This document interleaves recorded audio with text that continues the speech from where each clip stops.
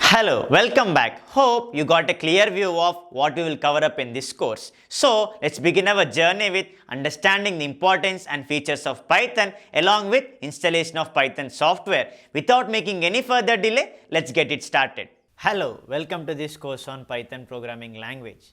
Let me make some things very clear.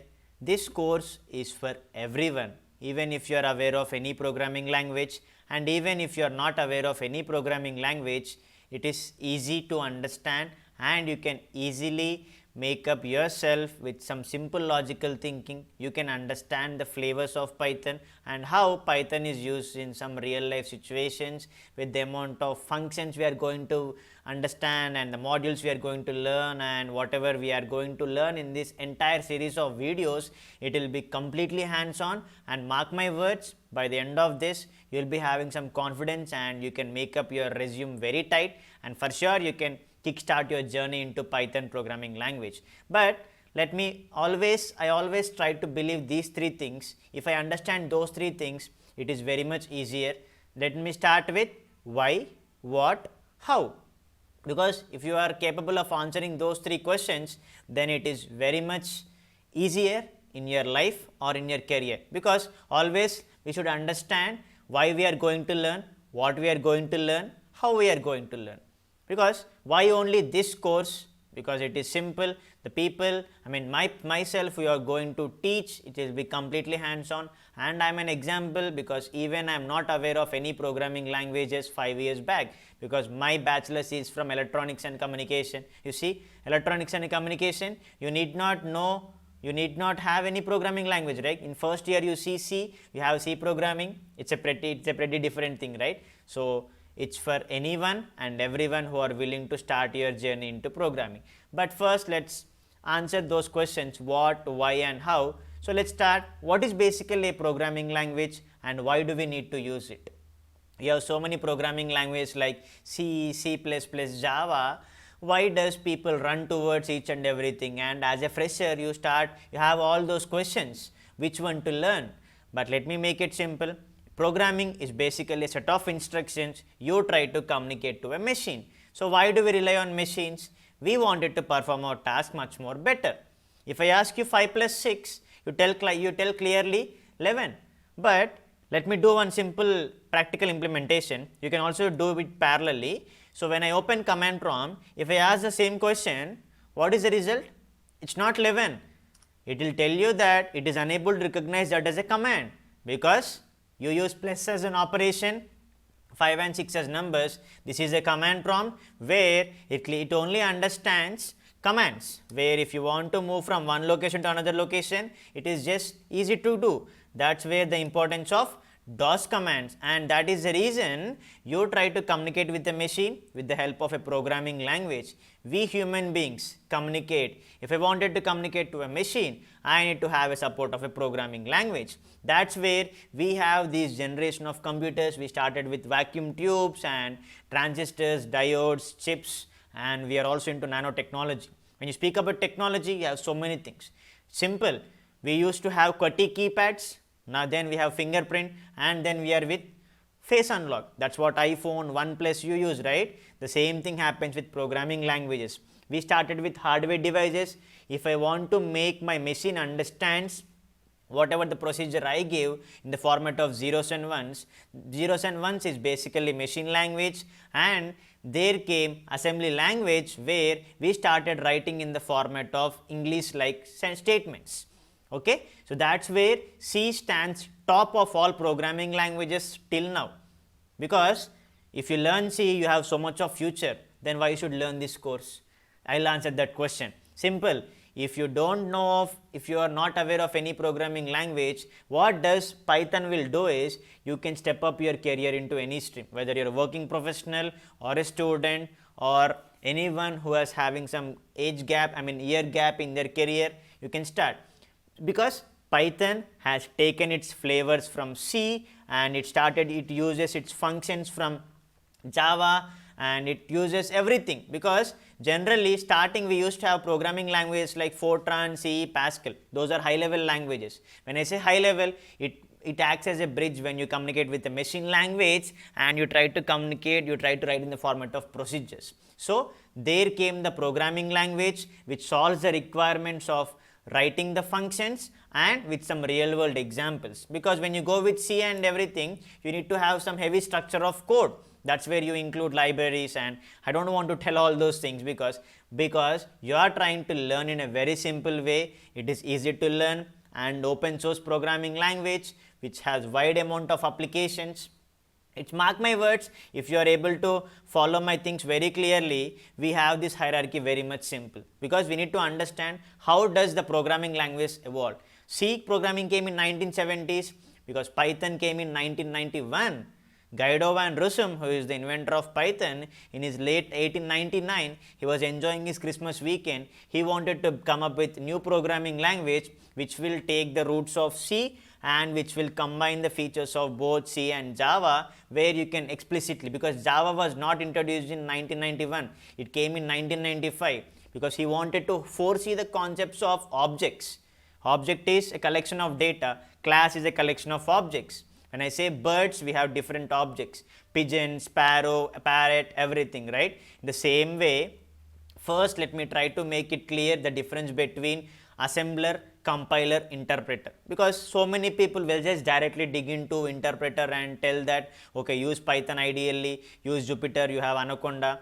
I'll make it very simple, because whenever you are trying to communicate with a machine, you are trying to automate your task, right? So that's where you have translator, because if I don't know any language, I use a translator, right? In the same way, assembler, compiler, interpreter. Assembler, which will basically convert your code from whatever the procedure we read in the format of English to bits, zeros and ones. When I say compiler, you convert, you write all the set of instructions, you execute at a point and you just run it up.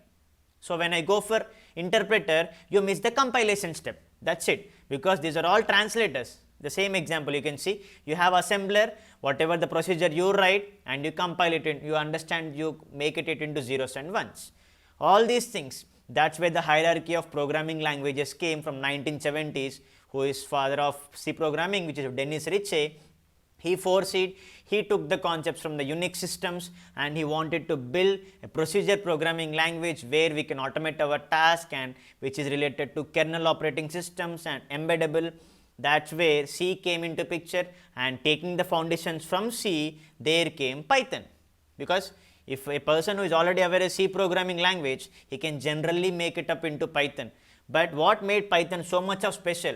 It is simple, easy to learn, open source, it is a high level language, because basically where you can directly take up the instructions, because always Python follows some simple things.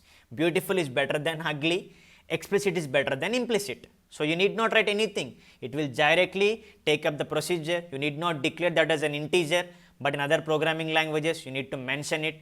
That's where people made it easy. 1991, we are in 2021, see so much of gap, but why still people are running towards Python? We have numerous amount of applications. As population increases, data increases. As data increases, people, whatever applications we are trying to use, any kind of source, Amazon, Swiggy, so much amount of information, because so many companies, whatever you see in real world situations, are actually using Python, because Python is a back-end scripting language. When I say designing point of view, you have HTML, CSS, JavaScript, PHP, so many things. So make it very simple. You have so many programming languages like C, C++, Python, Java, R. Let's make it very simple. Even I'll try to show you some statistics. Basically, till now, you see only C stands in top of the other programming language, because this Taibo Index is a software quality company which will generally roll out the features. It will generally rank the programming language. Always C, Java. Python has rolled into third position from majorly after 2010s, 15s. That's where 5 years back I started learning Python. You see, these numbers will change automatically, but if anyone is aware of C programming language, can easily make up into Python. But what are the differences between C and Python? You cannot rely on all packages related to web development or working on data analysis, machine learning, DevOps, testing, big data related. That's where Python is used, because 21st century everything runs on 4-letter word data. Data is the new oil now. That's where people running towards Python. It's an open source programming language. You have every package related, whether it is e-commerce or application development, analysis, robotics. Where Java, it always takes in the format of classes, right? When I go for R programming, it is completely statistical. So you need not worry. Python is very much easy to learn and very simple, and it is platform independent. You can run on any platform, and even it takes the support of, you can convert your Java code into Python. That's where Jython, and the people who are of Python programmers are generally called as Pythonista. So target is to make you Pythonista. Mark my words, if you clearly follow the instructions, you are gonna become. So only why Python? It's simple. You see a simple structure of code. If you want it to execute, you just write simple hello world. You need not write any structure of code. You just use print. Let me prove it, because let me open some online compilers. Generally I have online compilers. So generally I prefer online compiler for the initial point of view, because I'll install Python software and I'll try to show you. See, it will ask you for the captchas. Let me try to fill up this. Okay. So online compilers, where I'll choose Python. You see, you have this 5 lines of code, but when I go for Python, you write only 1 line. You believe it or not, whatever you wanted to execute, see, if I give print of welcome, only quotations, you just single quotation single end, double quotation with double ends. You execute this, because you may get shocked, you get the result. That made Python easy to learn, interpreted, extensible, embeddable, connectivity, scalability. You know the logic, you do the same operation. Need not worry, when we dig into the next steps, you just understand. Our target in this video is to make you understand the main differences between scripting and programming, what made Python more important, because Python is a scripting language, where when you go for a script, you write step by step, because JavaScript, PHP, when you go for web development point of view, even Python is used for web development, where you have some frameworks, right? So the basic difference is you don't have any compiler. We use interpreters. You need not worry what is the software we are going to use. In the next set of videos, we will be going for installation part.